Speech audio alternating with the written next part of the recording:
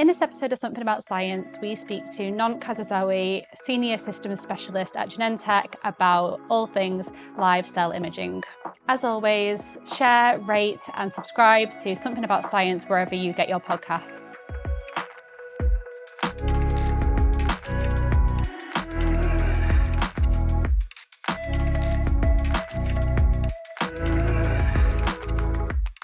So, nice and easy question to begin. Could you just introduce yourself and your current position at Genentech? Yeah, so my name is Nont Kosaisawe. The weird name is because I'm Thai. Currently I'm a senior imaging specialist at Genentech down in South San Francisco, California. And so a bit of background, I have PhD from UC Davis, and my specialty is actually in live cell imaging and analyzing live cell signaling kinetics, basically kinetics or dynamics, whether you're going to call it, how that influence cell decision. And I'm still doing the same thing here, just adapted to drug discovery. How did you first get involved in this particular field of research? What really piqued your interest first? That was a long time ago. So like back in 2015 when I just it's 2013 when I just graduated from med school. I plan to switch career, and then I joined the lab of Peter Sorger down in back at Harvard for like a year, and I started working on all this immunofluorescent based imaging, and then I met one of my future professors, who is actually John Albeck, who I work for actually. And he started to introduce me to all this like live cell dynamics. He working on ERK, actually, one of the most famous growth kinase. And then he started to show me all this video of signaling dynamics, and I never left the field ever since. Must have been something that really captured your interest then. So, yeah. If you were going to say what the three most important things about live cell imaging are, what would they be? Yeah, so I'd like to remind everyone that, when you obtain, first, cell is very dynamic and adaptive. So whenever people talk about cell signaling, this thing of this kinase is on and off, they forget that actually when it's on, sometimes it goes off. And the timing of when it's on and off is extremely important. So that brings me to the second point, is that cell encodes information not only in the amplitude domain, they also encode the information in the time domain, which is basically when it's on and off. And sometimes you can think of all this time domain as some kind of a time signature, almost like in music, right? Something go fast or something go slow. So that's actually the three most important thing. Just don't forget that cell is alive. And signaling is alive. And now we've had that overview, could we have an overview of cell imaging more generally, as well as its applications to drug discovery and development? Yeah, so if we go for the basic, right? So when you do if you have small molecules or large molecules, and you want to know if it affects cell function or cell phenotype or not, you can do immunofluorescence, right? So that's easy. You can look at cell shape too, cell painting assay, things like that. But you also can look at the dynamics of the activity of your kinase or of your target of interest, and assuming that you have a sensor to read out the activity of protein of your interest. So that's basically the idea, is that we expanding from just the fixed cells to the live cell domain, and whether it's useful or not is still an ongoing process, but the evidence so far is yes, the answer is yes, there will be something there.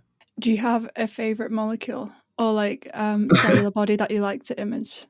Yeah, so I like AMPK a lot because to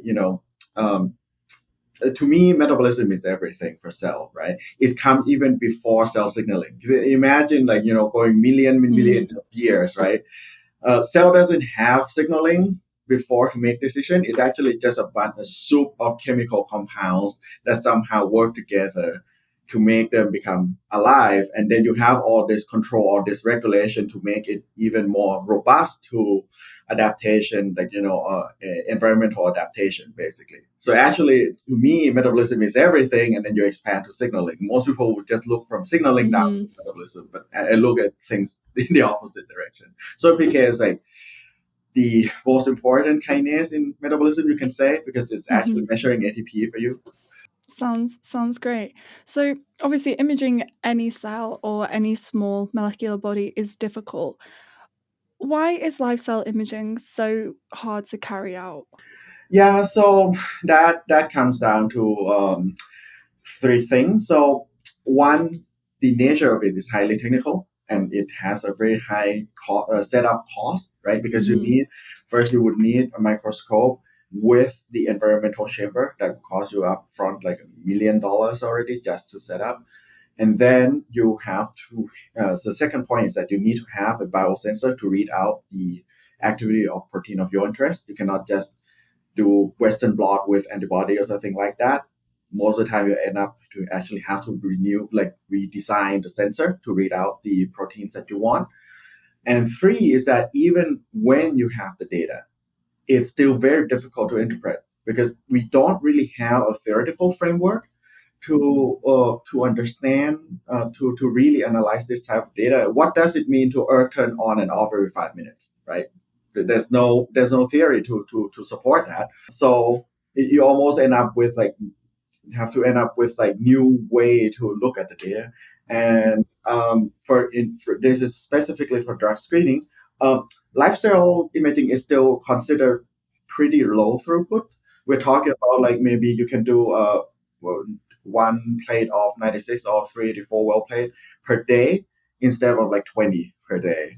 So it's still relatively low throughput. You have to be in a targeted space already. You cannot just screen everything. Going back to your work specifically with Genentech, how are you working to enhance live cell imaging technologies? Yeah, so I'm more like an early adopter of all this live cell imaging technique.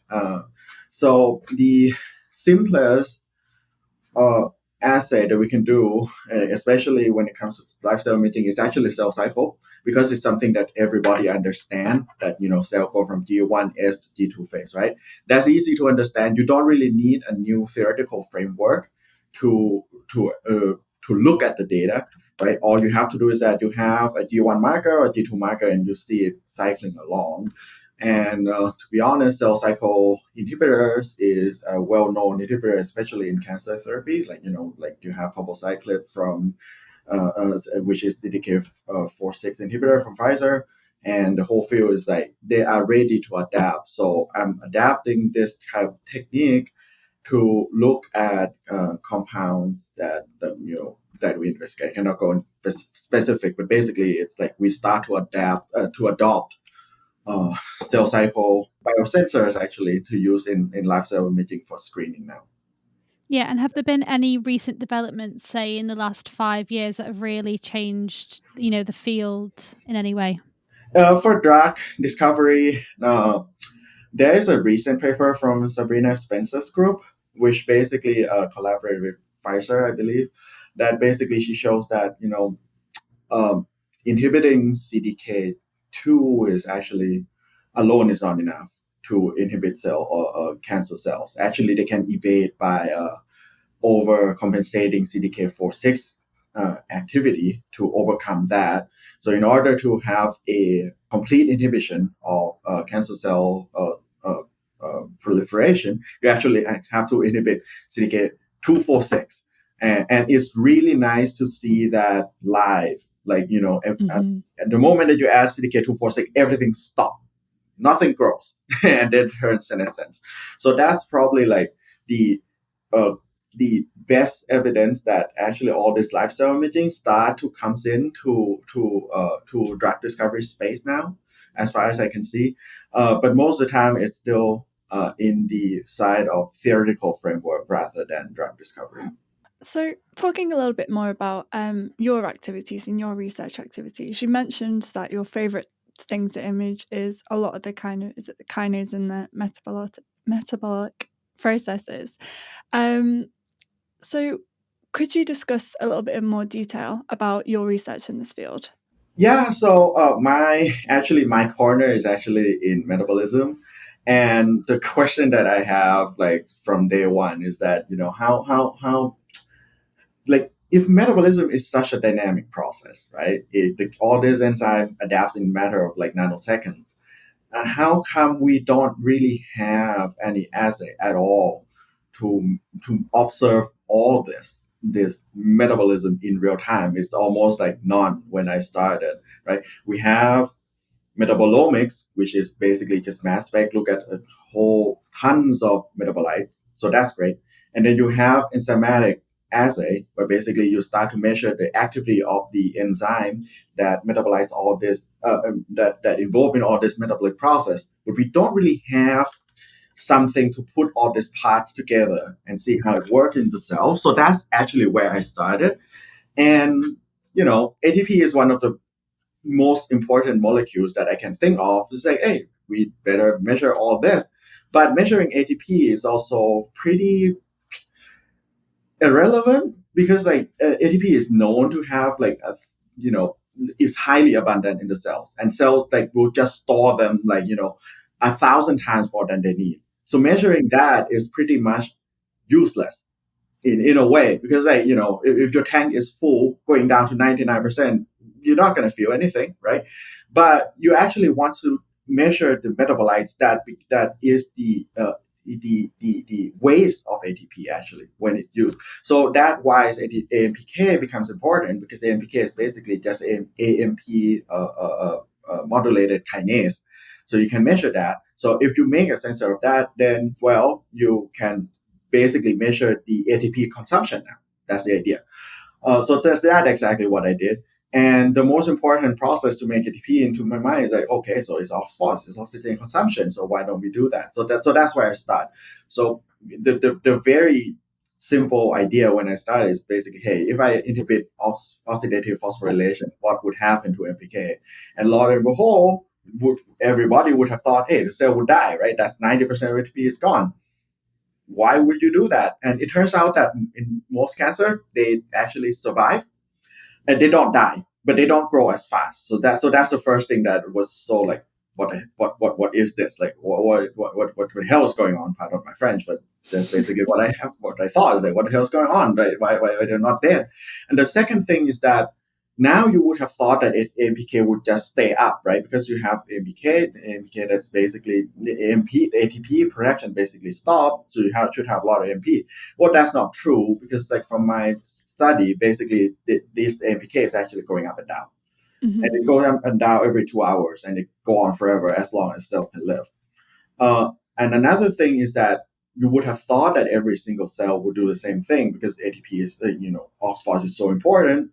ATP comes from there. No, that's also not true. It's actually 20% of the cell don't even see this. It just act okay, whatever. You can inhibit that. MPK is not going to even respond for the first 4 hours or so until later on.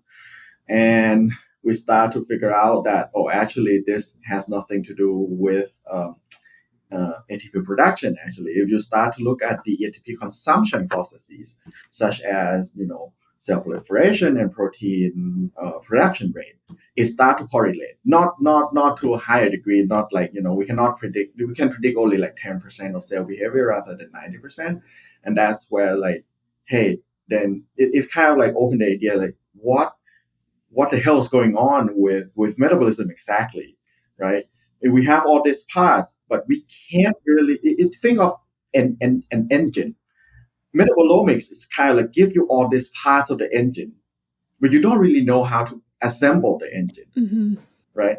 And my job is kind of I don't know how to assemble it either, but if the engine is working, this is what it looks like. And it kind of gives you okay, maybe this is probably how you're going to mm-hmm. assemble it, assemble a Lego of some sort. It's more of taking that almost a top-down view. Yeah, it's a top-down view. Yeah, it's the opposite of what people would do. And it's not that, MPK is actually going up and down. It's mm-hmm. actually forced all the other signal to go up and down with it. So it's not signal and control metabolism. Actually, in certain cases, especially in the metabolic stress condition, now metabolism controls everything. ERK and AKT just go with MPK now. Mm-hmm. In real time, and there's no lag. It's if MPK goes up or goes down in a matter of less than a minute, actually. Wow, that's very interesting. Yeah, that was really fascinating.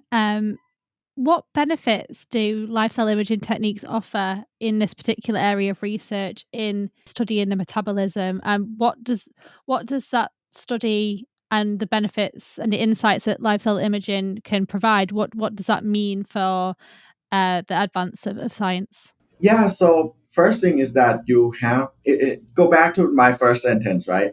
Basically, everything in cells happen in real time. It's live, it's adaptive. So metabolism is highly adaptive. So live cell imaging gives you a dynamic view of cell metabolism. So that's the most important thing. Second is that it gives you the top view, as I said earlier, that instead of like looking at the parts and trying to assemble it together. Now you look at how if thing works, this is how it looks like, and then you start to figure out later, like, okay, how all these parts that we have, all this knowledge that we have, how it assembled together. So you get a better understanding of how the theory should be. It doesn't give you the theory per se, but it gives you the rough idea of like what the theory should be, how all these parts should should combine together.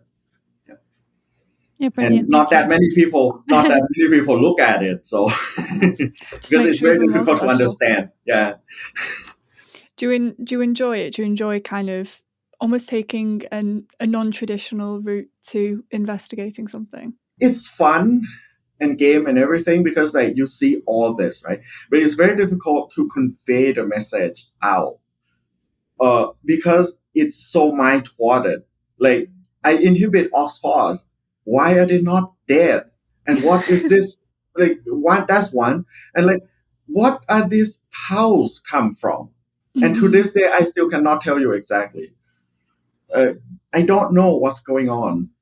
And they're doing it just on purpose, just to keep you interested. Yeah, it just like you're staring into a void of like it's not a void per se, but it's like there is no theory to predict this. Mm-hmm. And yes, you can fit some kind of like kinetic model, but it's very difficult to test because in order to test some theory, you need to have a control, like a very well control of the enzyme or of the target of your interest, right? How would you control something like hexokinase, an enzyme inside the cell? And it's not control the abundance. You actually now have to control the activity of it in a time sensitive manner. If I want to turn it off now, I have to be able to do it now. There is no such tool existing. So it's very difficult to test any hypothesis at this point. And we need that tool, but nobody is working on it. Because this is so new. It's like the paper just came out like a year ago, basically. No, but I mean, it makes it even more kind of exciting that it isn't, no one has it, but that doesn't mean no one won't. It's a very kind of fast moving. I just need to convince people to like, hey, this is something important. It's like, listen. So we're going to jump ahead to one of your other areas of research. So single cell time-lapse imaging takes serial images at regular time points to capture the dynamics of what is being observed. Could you tell us a little bit more about how this technique works, as well as the benefits? Like, why would we use it? Okay, so let's go for the benefit first. Looking from the picture. So it goes back to cell dynamics again, and you want to observe almost everything that happened in the cell from the dynamics perspective, right? Let's say, for example, you have MAPK pathway, for example. And if you take a snapshot, let's say that you want to observe that MAPK activity. In normal cell biology assay, you would do Western blot, right? You add the perturbation, you wait a certain times, like 30 minutes or 2 hours, and then you observe the downstream target of that pathway, let's say ERK phosphorylation, for example. But what if your timing is wrong, right? If something happens already at 5 minutes, but you capture at 30 minutes and you see nothing, that doesn't mean that there's nothing. It's just that you missed that 5 minutes. So this is where live cell is very, very useful because you observe it in real time.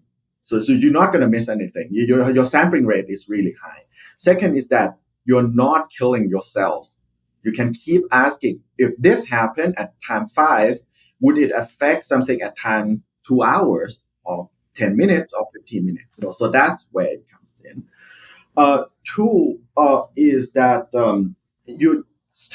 this type of assay is minimally perturb the cell, right? You're not killing the cell, right? Because when you run Western blot, what is the first thing you have to do? You have to zap it. Basically, you have to kill it and then collect the protein. This has nothing to. And who knows when you kill the cell, what is turned on and off, right? That's such a high intensity injury into the cell. I don't really know what's going on. But this type, you don't have that problem because it's so minimally perturbed. Or whatever you read is actually what you are perturbing.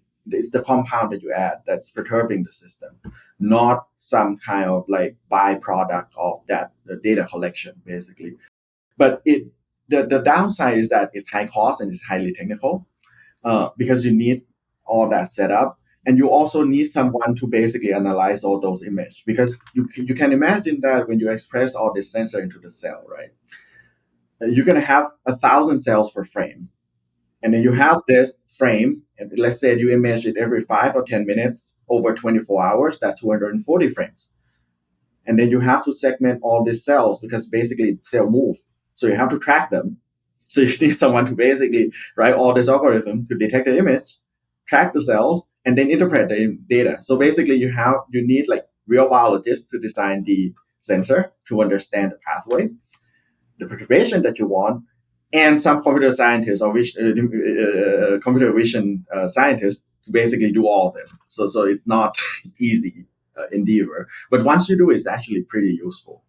The costs kind of aren't so bad when you look at the end goal. Right. Yeah. So that's why to endeavor into some processes like metabolism is such a big endeavor because like basically you have to set up everything. And that's why for the near-term goal, actually, like for the near-term adaptation, cell cycle is the easiest because there are a lot of understanding in cell cycle. Everybody knows that this thing goes up and down. There's not much dynamics to it. Dynamics happen every one cycle, right? So that's where it's kind of like, it's easy to adopt, basically, and it's easy to interpret. Yeah, and with single cell time-lapse imaging, how can that technique be utilized to understand the cellular dynamics of cancer? Yeah, so easy. Well, one, cancer is not the same, right? Even if you cut the cell from from the top of the tumor, from the bottom of the tumor, they're not the same because they screw up to begin with, right? The genetics control is actually broken down. That's why we have all this cancer. So they are heterogeneity to begin with. And this heterogeneity actually show up. It doesn't only show up from the sequencing perspective, right? All this mutation, blah, blah, blah, blah, actually show up in the dynamics as well. And when you start to have all this heterogeneity built in, now you start to have the cancer therapy failure now because they basically do clonal selection, right? So with time-lapse microscopy, it gives you exactly that heterogeneity. Because now you start to understand, hey, if I use CDK4 inhibitor, for example, 20% of the cell actually escape, and you can see it in real time, and you can correlate some of the escape because first you can see which cell is dead and not dead, right? And you also can track the enzyme of your interest. In this case, CDK2, CDK4 activity, and you can correlate that with the actual phenotype of survival. And then you can start to build a predictive model based on that. And most important, there is no need for second guess for cell cycle because don't forget that most cell cycle study, you rely on checkpoint marker, right? Like phospho-Rb, like EDU, like phosphohistone H3. In this case, you don't need any of that because you see it divide. You see it's dividing. This is G2M. You see it's increasing activity because we have a sensor for that. So you know that's S. So yeah, it's best reliant on the marker, a classic marker, because you can see it by yourself. Why do you think there's been so little investment in kind of like this area of research, despite the fact that it could really have a significant impact on the drug discovery and other sectors? I think the most important is the lack of framework. It's really difficult to convert the static understanding of cell biology, right? We think of like, oh, if this gene is on, then you turn to cancer, but we don't really think of like, well, when it's on, how does this engine run? It's like it's easy to say that if I put the throttle 20%, the car go 30 miles, and then I put the throttle 100%, the car go 80 miles an hour. But for lifestyle imaging, it's almost think of like, then what happened in the engine when I step on that throttle? It's almost like that. So it's really difficult to kind of like wrap your head around that. So that I think that's the most important. That's why this field is still like not going that much. Second is that it's because of the cost, the upfront cost is so expensive, and you need someone who have the knowledge both in cell biology and computer vision to operate on this. So that's why like you narrow down the amount of people who are going to work for you, right? But that's benefit. The first benefit is that you see the cell doing things. That it kind of like make you when you see all the cell cycle biology, everything start to make sense. You start to see like the whole picture. It's like, oh wow, actually the theory is right. Now it's actually operating for you in real time. You can see it, right? So it gives you a really high confidence. Once you establish that asset, it gives you really high confidence that what you're doing is not just guessing anymore. It's happening, and you can see it. The second is that it's actually cheap in the long run because there's no need for reagent anymore. Once you establish that cell line expressing that sensor, the only cost that you're going to have is actually computation cost, which is like, you have to do all this segmentation, right? So that's one computer and plates. That's it. You don't need to stain anything anymore. You're done. So it's cheap in the long run. I don't know about you, Danielle, but I can certainly remember staining cells at university and it not being a fun process. No, any process that allows us to avoid that would be amazing. Brilliant. So kind of building on what you just kind of said there, what advice would you give to someone who is either interested in this area of research or would like to utilize live cell imaging for the first time? Yeah, I think the most important thing is that you have like it's not like I talk as if it's difficult, but actually it's not difficult because the field has existed since like at least 1995 that we know that all this dynamic is real. So these days, all the segmentation, you don't need to be scared of the data, right? You have all this video. It's not that difficult to track anymore. There's actually a whole challenge for like celltracking.org, something like that. That basically a lot of people from science, pouring resource in to basically improve the tracking and the object identification. So that is like partially solved already. So it's not that scary. So the real bottleneck of this whole field is actually the biosensor design, because like you are as good as your sensor. Just get that on a t-shirt. Yeah, you are as good as your sensor, and you have to be very careful because like what you're seeing from the sensor, right? All this is not it's just a projection of cell function onto your sensor.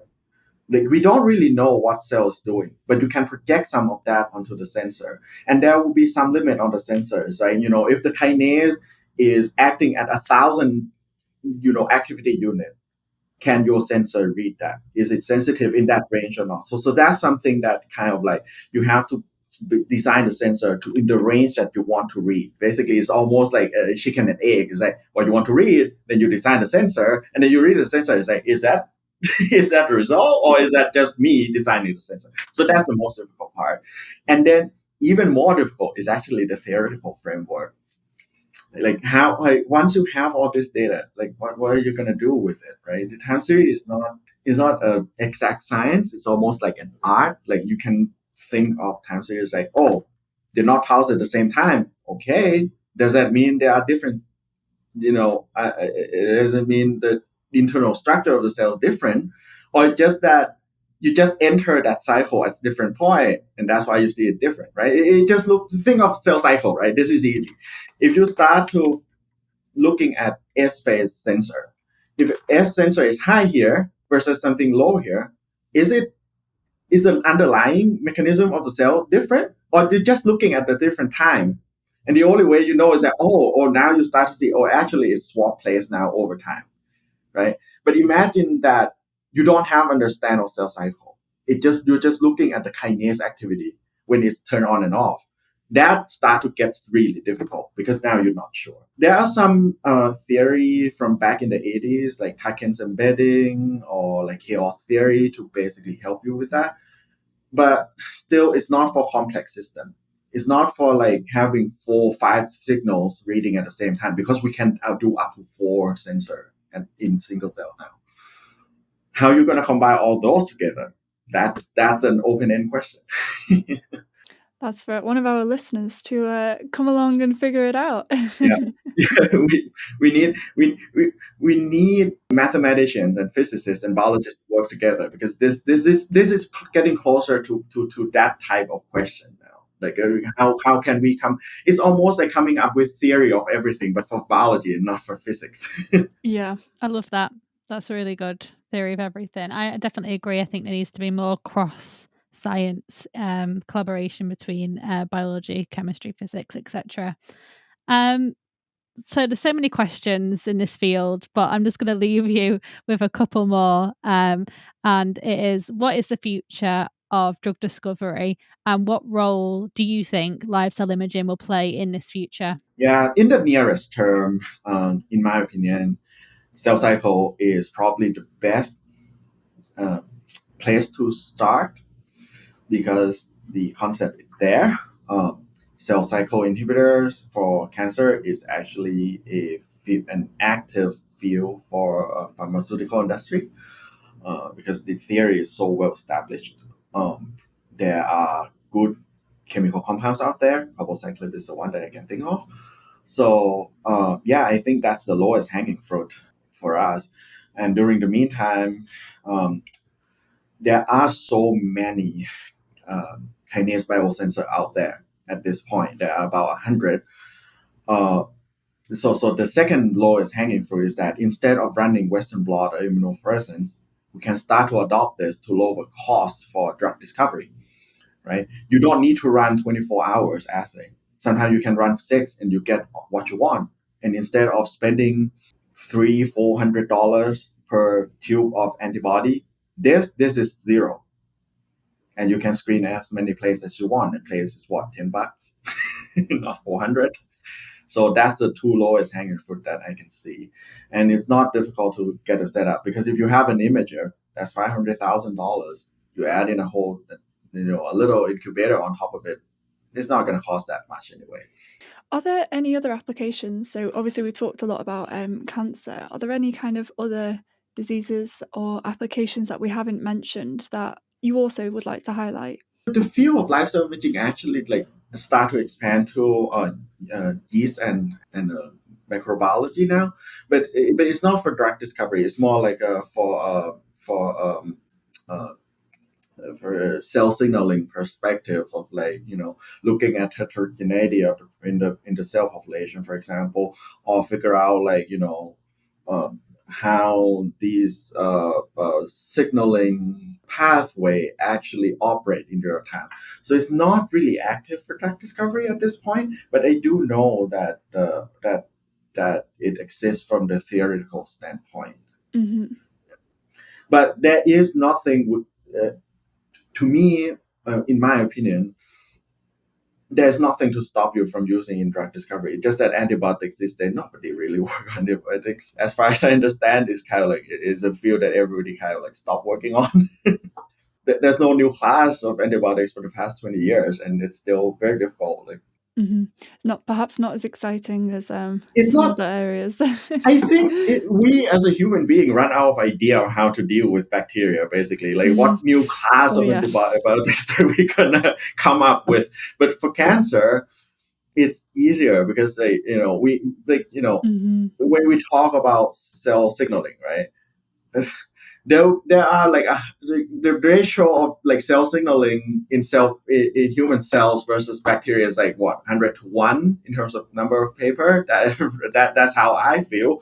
So that I think like that's probably the reason why this field is like cancer biology is so active right now because we have so much more information about human cell signaling rather than bacteria cell signaling.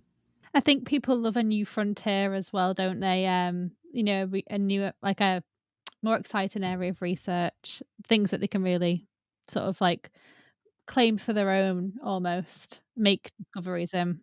Right. If somebody can cure cancer, you're going you're going to be more famous than, I killed that bacteria. Yeah. Yeah. Exactly. No, definitely. So just to finish off, is there anything that you'd like to kind of like say to our listeners, or is there anything else you'd like to kind of add with the topics we've said today? Yeah. So I like to for all listeners to start to thinking of biology as it's not about genes and proteins. It's actually the dynamics of all how these proteins combine together is extremely important, and give you another aspect of how to describe biology actually, right? Think of cell signaling dynamics, like the easiest thing would be think of it like a fingerprint, just like sequencing, right? We don't really care what that genes actually encode as long as it's different from something that we know is actually a fingerprint. Cell signaling dynamics is exactly that. You can think of it like that. I mean, it's not the best way to think about it, but you can think about it like that, and then we can work on from there. And it's once you start to see the video, you understand. Once they're in, there's no going back. Yeah, it's like you either love it or hate it. Right? Well, I fall into the group of like I love it because like it gives you that confidence that what you know from theory actually operate in real cell. No, definitely. It's I think we've mentioned it before on the podcast, but once you see something, I think there's definitely such a stronger element of like seeing something and seeing something work in person than like seeing, say, the process or the instructions written down on paper. You have to see it to believe it is a phrase for a reason. Yep. There's no second guess. It's either there or not there. You're either right or wrong. There's no second guess. No, brilliant. So that's all we have today for this episode of Something About Science. And cell signaling is cool, guys. That is one of the key messages to take away. And big thank you to Nont for coming and speaking with both myself and Danielle today. Thank you so much for your time. And thank you for the opportunity.